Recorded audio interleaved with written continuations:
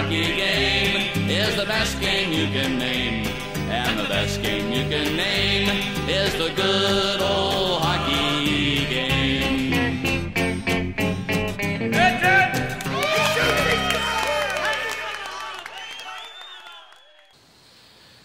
Hello everyone and welcome to another edition of Sunday Morning Manager. I'm Sev. And I'm Heff and I. Hope you all enjoyed the first round of the playoffs. Coming to you a bit late because of some scheduling conflicts, but we do have a dandy of an episode for you. Today, our episode is entitled Ghosts and Goats. No, don't worry, we're not going to have an almost impossible to beat side-scroller from the old Nintendo days going on here. We're talking about the players who got the blame and the players who somehow skated by without getting noticed. That's right. I'm sure you can all pick at least one person from each of the series that just seemed to completely blow it, and other players that, you know what, even though they had horrible performances, for some reason, they didn't get the blame, but we're here to assign it to them.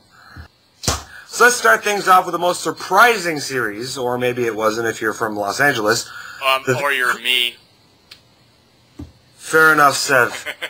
If you're Sev, maybe this didn't surprise you, but the Vancouver versus LA series. So first we're going to start off with our GOAT, and our GOAT for that is Roberto Luongo. Now, this guy, supposed to be, a Vezina candidate year in, year out, and in this series, Vancouver just jumped all over him. But you know what? If you really look at it, it really wasn't his fault. Goaltending, for once, wasn't Vancouver's woes. It was just an absence of the, entire team. So what I'm going to say about Roberto Luongo, Roberto, get out of town now. Draft a list, give it to your GM, waive your no-trade clause, whatever it takes, get out of that toxic environment because your time in Vancouver is done. They don't want you there. You don't deserve to be there. Yeah, let's not forget, folks, Vancouver Canucks, over the course of the last 5 years, been one of the highest scoring teams in the National Hockey League and barely averaged 1.5 goals per game over the entire series. Putting Corey Schneider in net, all that did was highlight the fact that Vancouver couldn't score to save their lives. So, who's the guy that got away with everything? The man behind the bench, Alain Vigneault. Why? Vancouver slept walk into the playoffs. When they got there, they were not in it. Anybody could see, after Game 2, their heads weren't on straight, and Alain Vigneault did absolutely nothing. He didn't shake up the lines. He didn't institute a new kind of forechecking system. He didn't do what was necessary to try and motivate his team. It was the same thing over and over again. Reminded me of the 2003 series between Detroit and Anaheim, where the Red Wings looked like they were just waiting for the Ducks to collapse and hand them the series. And what did Anaheim do? They just stole it from them. That's what Los Angeles did. They stole the series from a team that was napping and assumed they could wake up anytime they wanted to and just start winning. All right, moving on over to the Eastern Conference. Boston, the defending Stanley Cup champions, ousted in the first round by the upstart Washington Capitals. And who's the guy who's taking it on the chin? The guy everybody was fawning over all season, Tyler Seguin. Why is this guy getting blasted? I don't honestly know. Well, okay, he didn't have a great playoff series, I'll give you that much. But you know what? Every single game was a one-goal game. I don't think we got over 5 goals per game the entire series. How many times did they go to overtime? He didn't get a lot of points. Well, a lot of people in Boston didn't get a lot of points. The fact that he was low-scoring in a low-scoring series doesn't come as a shock to me. Why is this guy getting blamed? I don't know, but he is. Well, when you come as the second overall pick of your draft year, that's some incredible hype. But Tyler Seguin, young player, has almost no playoff experience aside from last year. Anyway, moving on. The ghost of this series, I think it comes without a doubt, Milan Lucic.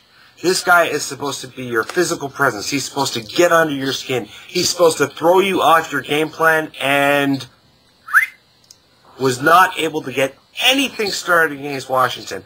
Part of that, an incredible Washington game plan. You can see that they were not going to get into any of the Bruins' antics. They weren't going to play physical. They weren't going to respond to Lucic's antagonizing tactics, and it worked.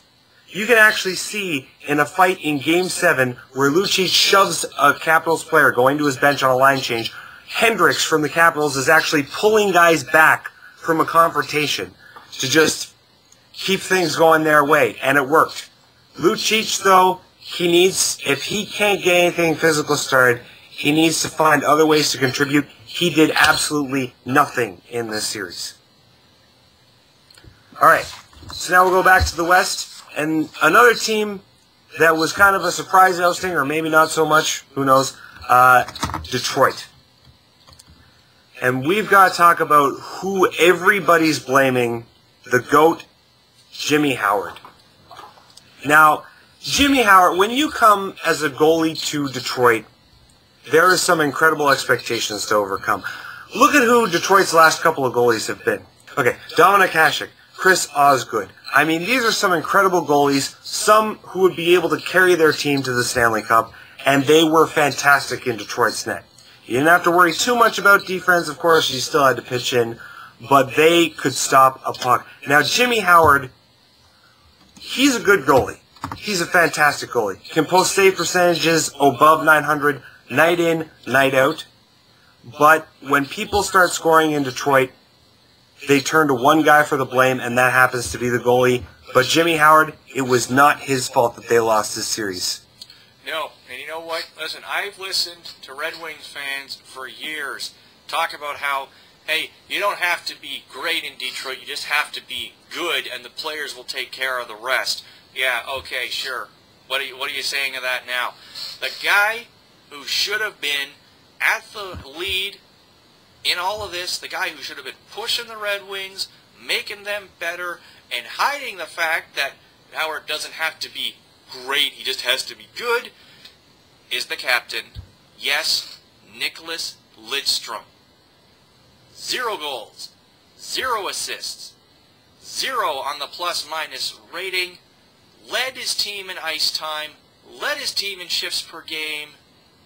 Absolutely nothing to show for it. This is a guy who in 11 games last year had 8 points. 0 points.